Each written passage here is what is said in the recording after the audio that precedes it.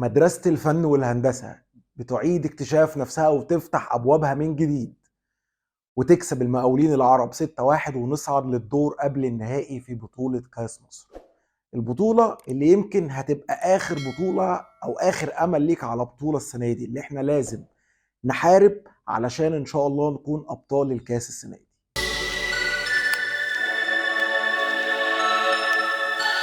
أوسوريو بيلعب بطريقة المعتادة أو بيرجع لطريقة المعتادة اللي هي 3-2-4-1، مش زي ما لعب الماتش اللي فات. يعني الماتش اللي فات لعب 3-2-3-2، لكن المرة دي بيقرر ان هو يستغنى عن فكرة ان هو يلعب باثنين سترايكر في الأول وبيلعب 3-2-4-1.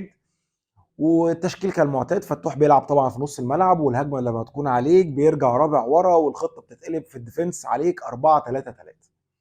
وكالعاده الشوط الاول دايما انت بتبقى واكل الاخضر واليابس، واستحواذ كبير جدا وانتشار وكل حاجه حلوه في الكوره عايز تقولها قولها، لغايه برضو كالعاده الزمالك في الدقيقه 15، اللي بالمناسبه بقى الزمالك بقاله 3 ماتشات في نفس الدقيقه 15 بيكون جاب الجون الاول بتاعه.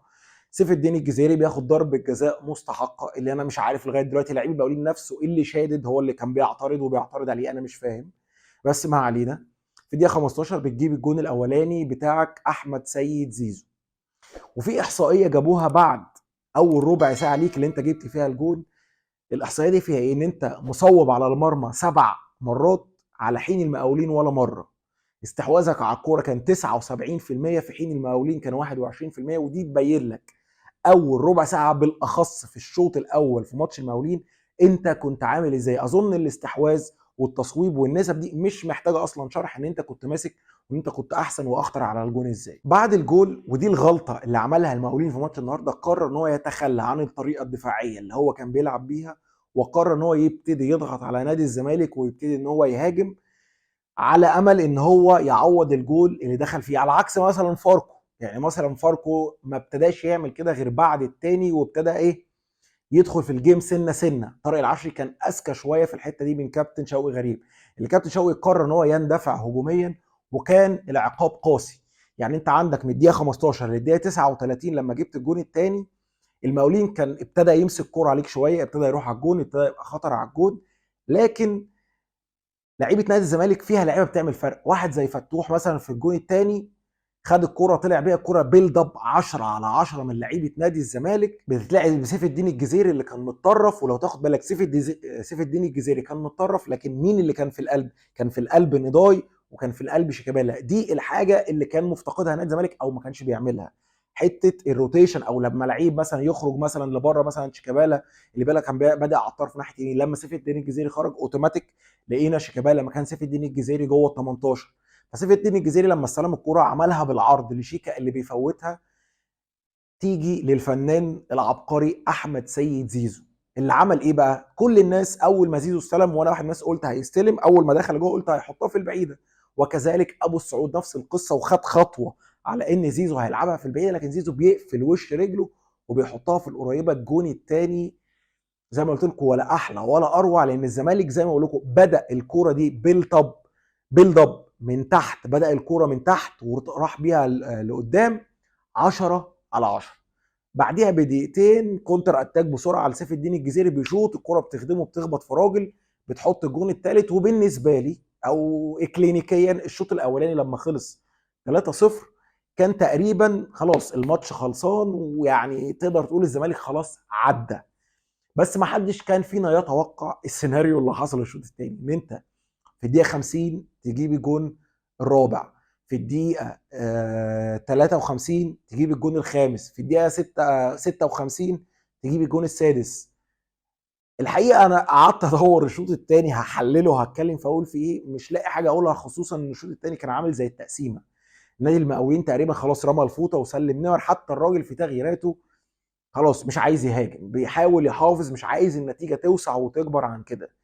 فالشوط الثاني ما فيهوش حاجه تتقال. اللي انا عايز اقوله او اللي انا عايز اتكلم فيه او اكتر حاجه عجباني خصوصا الماتش ده، بعيدا عن الاداء طبعا كان 10/10، حته ان انت بتجيب الاول في الثاني في الثالث في الرابع وبتدوس.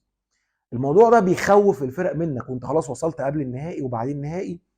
فمع كل نتيجه او مع كل سكور بتعمله، ولما يكون عندك الفرصه وبتعمل السكور، اي فرقه هتلعبها حتى لو في البطوله العربيه، حتى لو انت الفتره اللي فاتت مستواك مش عاجب الناس او مش عامل احسن حاجه عندك، بس النتيجه الكبيره والسكور هتخلي اوتوماتيك غصب عن اي حد الفرقه هتبتدي تقلق وتخاف منك.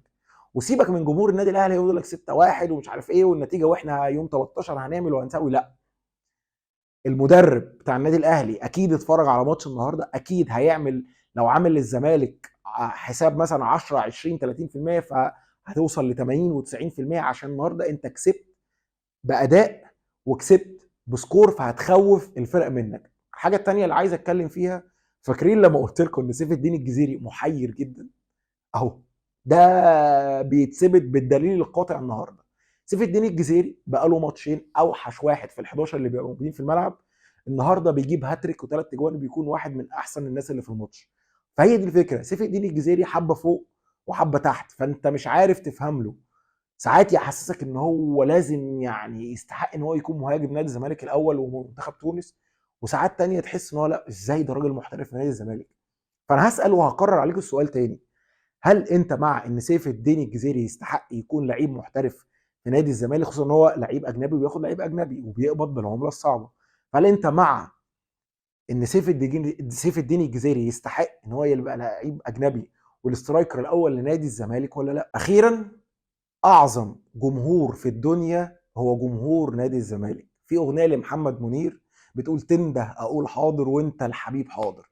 جمهور نادي الزمالك بيضرب المثل ان كل ما نادي الزمالك النادي بيحتاجه بيلاقي الجمهور الوفي، اللي يعني ما اعتقدش في العالم كله في جمهور ممكن يكون اوفى من الجمهور ده بيلاقيه في ظهره. وفي وقت حتى في وقت الازمات، في وقت الشدائد، في وقت ما انت بتكسب، في وقت بتخسر، في اي وقت، اول ما النادي بيحتاج له جمهوره ومن غير كمان ما يحتاجه بيلاقي الجمهور هو الظهر والسند بتاعه. وكنت في حاجه قلتها قبل كده، لو نادي الزمالك هيتكلم هيقول للجمهور بتاعه، واعيد الكره 100 مره وما تخذلنيش ولا مره، عمر جمهور نادي الزمالك ما هيخذل الكيان في اي يوم وفي اي وقت على الاطلاق. الف مبروك لجمهور نادي الزمالك، هو اكتر ناس تستحق، وكل واحد راح النهارده هم اكتر ناس يستحقوا المكسب النهارده. وان شاء الله صعدنا لقبل النهائي، وان شاء الله من قبل النهائي للنهائي، وان شاء الله ناخد بطولة الكاس علشان بس نحافظ على شكلنا السيزون ده ان احنا ما نطلعش بدون اي بطولة. سلام.